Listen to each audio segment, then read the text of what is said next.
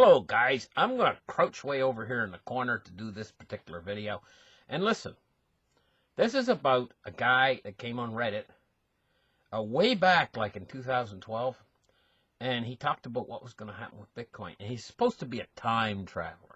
Now, I don't believe he's any time traveler, but I do believe in a few projects that were created by the United States government, top secret projects that have been leaked onto the internet. And they're real projects where they can actually, they got a machine that creates some sort of electromagnetic disturbances, and they're actually able to look.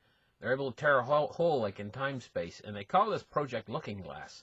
Let's get right into it. Let's open up the charts, and I'm going to talk about some theories tonight and stuff about Bitcoin. Okay? So this guy here, let's open up charts, and the charts are open. This guy here claims to be a time traveler from the future, and he says, I'm here to beg you to stop what you're doing. I'm sending this message from the year 2025. Things are looking bleak here. Some of you will carry blood on your hands. If you don't believe me, please move on. I have no way of proving to you that I'm really who I claim to be. I don't want to waste your time, so I'm merely going to explain what happened.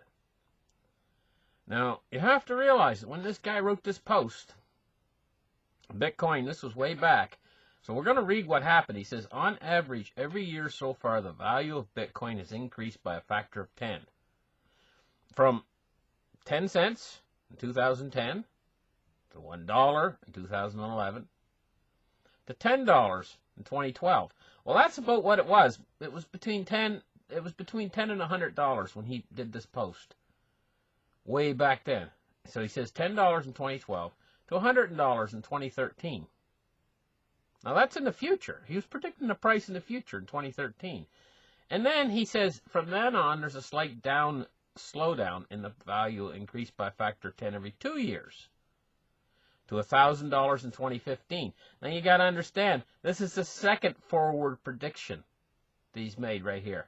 The first forward prediction was $100 in 2013. Then he predicts $1,000 in 2015. Yeah, it hit it. And he predicts $10,000 in 2017. Yeah, it hit it. So he's already made. Now, if you calculated the odds of this being just random, the fact that he was able to forecast exactly the prices in 2013, 2015, 2017, if you think that's just random, it's starting to get beyond bizarre. It would be, for him to make those predictions right on in those years up to 2015, it would have to be like 1 trillion to 1 that he would get that right. Okay? But then he says that by 2019, it's going to make it to $100,000. That's his very next prediction. So he got him right all the way up to so far. He's got him right. And it's like 1 trillion to 1 that he could make that, just make that stab and hit it right. Right? If he gets it right in 2019, it's gone beyond 1 trillion to 1. It would be like to the power of 10 again. It would be like astronomical 100 trillion to 1. He could just pick that out of the thin air, and get it right. Okay? So it's starting to look like this guy has got something going on here. What's going on? Is he really a time traveler from the future? Right? Or is it something else? In my opinion, I think it might be something else. I think that this guy might actually be an insider. Like Snowden sort of a thing, but a little bit different, Some sort of an insider when I'm reading here. And I think that a lot of the rest of the stuff he's got in here is stuff that is like put together to make it more interesting, But the real nitty-gritty of it here is his price predictions, right in this section right in here. This is the real nitty-gritty of it. And he says $1 million by 2021. He says from there onwards, there's no good way of expressing its value in dollars, as a dollar is no longer used. Nor is any central bank issued currency for that matter. There are two main forms of wealth in today's world, land and cryptocurrency. He says there are 19 million bitcoins used in the world today, as well as a few 100,000 were permanently lost. And he goes on to say how much it's worth, its tremendous value that it has, because everything's priced in Bitcoin in the future, in his world of 2025. Now, I got another theory about what this guy is. I think he might actually be an insider.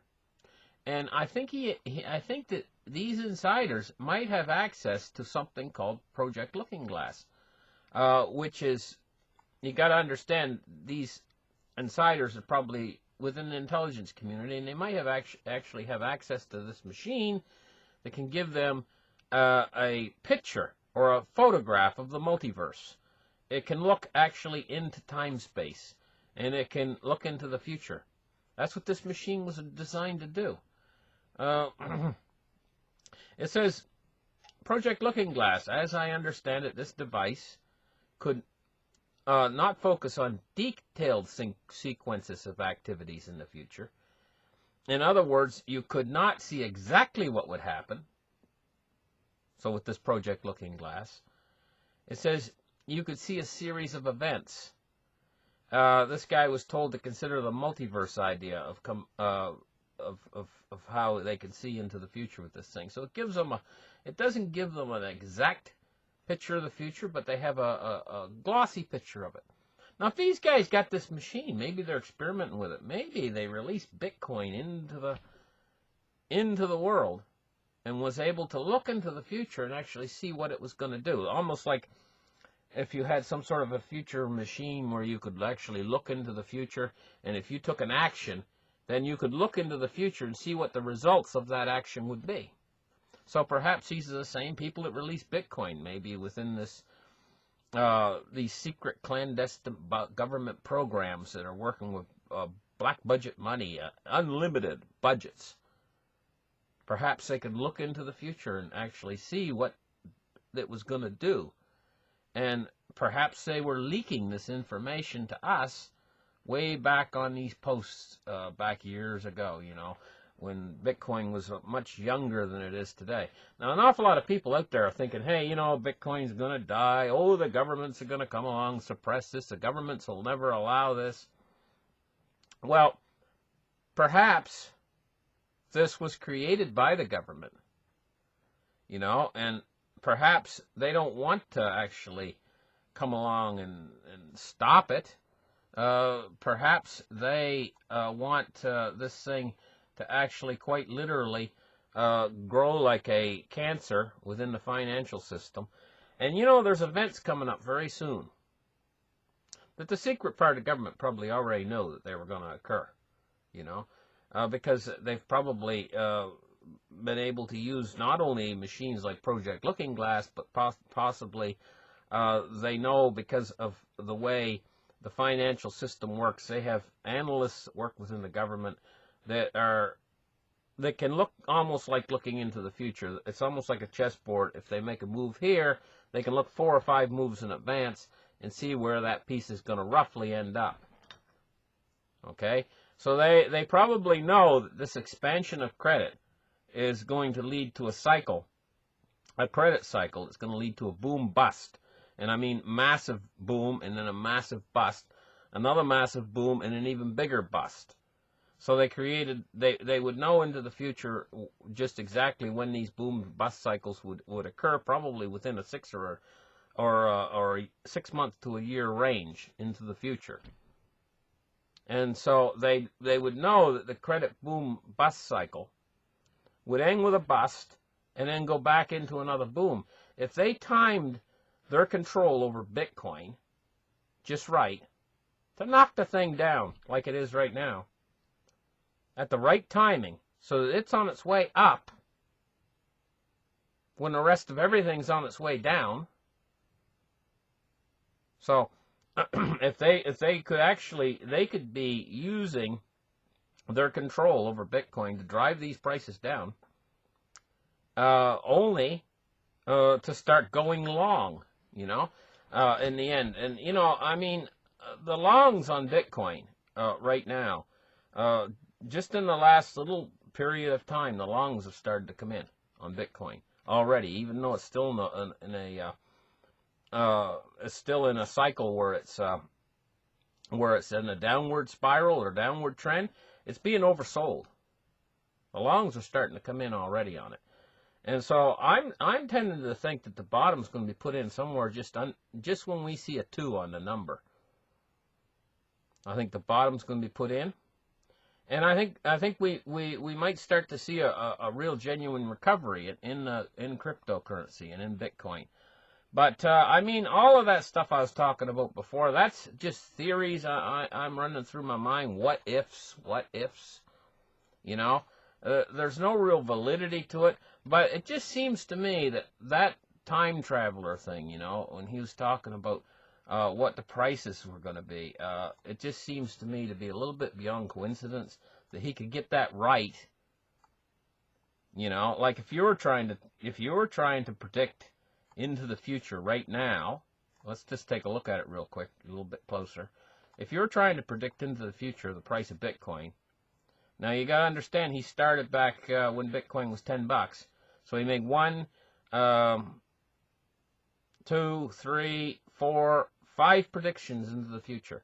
If you tried to just get one, say you wanted to say what Bitcoin price was going to be next year, could you hit it? But then if you tried to hit it the following year, what would be the odds of you being able to hit 2 years? Well, what about if you went out 5 times into the future? You know? And so there's only 2 left, 2 predictions into the future left from what I understand here. If we take a close look, that's the prediction from 100. This is the only 2 left right here that he's got left to come true. Would be 100,000 in 2019. Now, I'm going to tell you, Bitcoin's already been at $20,000. They get some sort of ETF or something like that going on it with it, and some institutional money comes in. It could easily push 100,000 in 2019.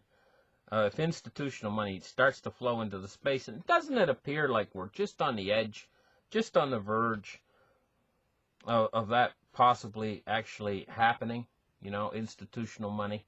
Because the institutional money is awful greedy.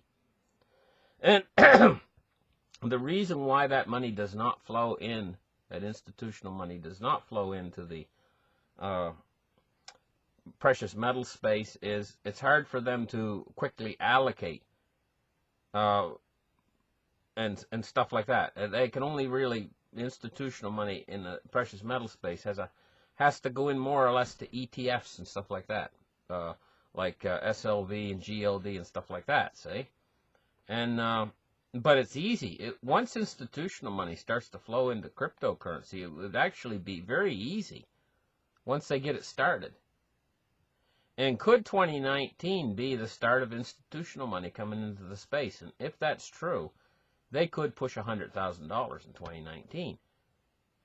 And if that kind of greed switches into cryptocurrency in 2019, with greed fueling it, we could actually see that if you get $100,000 Bitcoin and you link all those other coins together, the market cap went up to $750 billion on cryptocurrencies when we went to 20,000. Well, we're talking here 5 times greater. So we're looking at maybe $5 trillion going into cryptocurrencies, into the market capital of cryptocurrencies. $5 trillion would start to actually, it's like a tsunami wave. It could actually start an effect in place where the fiat currencies actually start to go down in value. Because just think about this for a minute. Say a guy has $1,000 and he wants to put it into Bitcoin. He goes and he purchases the Bitcoin. It's transferred into his wallet. Did he buy that $1,000 worth of Bitcoin to just go right out and spend it? Boom, boom, boom. No, he's not going to spend it at all. He's going to HODL it. That's why he bought it, to put it into his wallet. Once greed hits this market, more of these people are going to start HODLing out of greed. That creates an artificial shortage into the cryptocurrency space, and that's what fuels the cryptocurrency bubble, is that greed. Well, we could get massive greed moving into the space in 2019, and after it hits $5 trillion market capital, it's going to have an effect, start to have an effect on the other fiat currencies, because it's so big at that point. If you got a $5 trillion market, you're starting to get up there with gold or whatever, you know, and it's going to have an effect. And as it has that effect, the opposite effect is going to hold true, because the guy that spent $1,000 for that Bitcoin, he saved it. Where did that $1,000 he spent for it go? Well, it goes right through the Bitcoin and into the guy's pocket as a big lump of cash, okay? So let's pretend the guy just sold him the $1,000 Bitcoin. Now he's got $1,000. It's in his pocket. Say he's got it in cash. On his way home, he finds he needs a new set of tires on his car. Well, that money just suddenly goes in chasing goods in the general economy. You get money chasing goods, the velocity of money goes up. That's inflationary. So if you get $5 trillion flowing into the cryptocurrency space, you're going to have this same action of what I just told you, that $1,000 starting to make its way into the general economy. You're going to have that same action repeated thousands and thousands of times over. Increasing the amount of purchases bought with dollars. Everybody chasing dollars, starting to chase goods. Whereas all of the cryptocurrency, or most of it's going to go into people who are going long. People who are HODL, and people who are hanging on to it for dear life, because they know eventually the darn thing is going to go up and up and up, and it's an investment that's only going to give people yield, the highest yield investment they can get if it starts to go into a bull market like that, an unstoppable bull market. And that could be a driving force with the rest of the economy going down and only one thing going up. After a while, everybody's going to be talking. Did you buy some Bitcoins? Did you see what Bitcoin's doing? Blah, blah, blah, blah, blah. And next thing you know, they're buying in even at these high prices. Same thing happened when it hit 20,000. But it'll be much more so when it hits 100,000. When it hits $100,000, there's going to be much more people knowing about it, much more retirement funds and everything else trying to get into the space, because the institutional investors are going to be pouring in. So you get this drive up to $100,000 in 2019. And once you hit that 100,000, it's just really a simple move then, because of the greed fueled by it, to drive it to $1 million. You know? And the thing is by the time it hits $1 million, it will have absorbed, completely absorbed, all of the fiat currencies. And what does the guy say here? So if he got all this other stuff right, and it's like it's 1,000,000,000 to 1, and he could just guess at this. What else does he say here? He says, onward, there's no good way of expressing he's talking about Bitcoin's, value in dollars, as the dollar is no longer used. And it's like I say, if it got to $1 million of Bitcoin, it would have long since absorbed all of the fiat. Basically absorb the fiat, spit it out the other end into makes it move quicker. It makes the fiat move quicker, because the fiat basically purchases the Bitcoin, goes right through the Bitcoin and out the other side, where it basically speeds up the money. It speeds up money transfer. In other words, money oftentimes sits on the sidelines as liquidity. It sits in people's bank accounts. Like, say that guy that had the $1,000 he wanted to buy for Bitcoin, say that money had been sitting in his bank account for I don't know how long, maybe 5 years. It's not moving. It's got a velocity of 0. He takes that money out of the bank, okay? He goes and purchases a Bitcoin. Suddenly that money's moving. It's not in his possession anymore. It's in the guy that just sold him the Bitcoin. Now you get that action repeated all over the earth, with everybody moving into Bitcoin. You're going to find that the dollar, it's going to speed up the effect of a hyperinflation. It's also going to speed up the effect of, it's actually going to melt down the entire system. So let's look at one other point he said here real quick. He went down here and he used a point. Let me see if I can find it. Oh, it's really important here in this part. Let me see if I can find the part. He talks about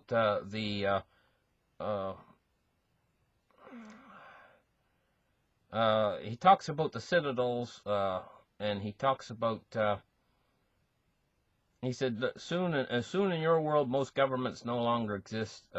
Bitcoin and transactions, he goes on to say. He talks about the transition, anyway, here. I can't seem to really find it, but he talks about a transition here happening. He talks about how it tore the fabric of society apart. It caused terrorist movements to emerge. He said the damage. He says what it did was, right here, he says the enormous damage done to the fabric of society. And he's right on with that too, because once Bitcoin would start to make a transition here from, and if that were to be true, his saying, when it makes a transition here from 100,000 to $1 million in 2021, during that transitionary period, that's when the fiat currencies would actually die and be absorbed. And this would create a tremendous disruption to the very fabric of society. And that's just what he's talking about in here. So I'm not taking this lightly. I think somehow this guy had some sort of insider information that allowed him to make these price predictions. And I don't think he was a time traveler, but I think he was some sort of an insider. Probably connected to the exact people who actually released Bitcoin in the first place, realizing that it was going to crush the other. It's like releasing a seed. The guy that puts a seed in the ground, he knows what that seed's going to grow into. If it's an apple seed, he knows it's going to grow into an apple tree eventually one day and produce a lot of apples. It just seems to me this guy had an insider information and knew exactly where Bitcoin's going eventually with this. Because how could he get all these predictions correct? Except for these last two predictions, 100,000 in 2019 and $1 million in 2021. I don't know. Right now, in my mind, it's conspiracy theory. Because first off, I don't really believe that he's a real time traveler. I'm not saying that time travel couldn't be possible. I think it's absolutely possible. It's just that I don't think they have time travel in 2025. It's only a couple years away, and I think that technology would require an awful lot more years into the future before they'd probably have that kind of technology. Anyway, listen, thank you guys for listening. Like and subscribe, and we'll catch you in the next show. Bye-bye, guys.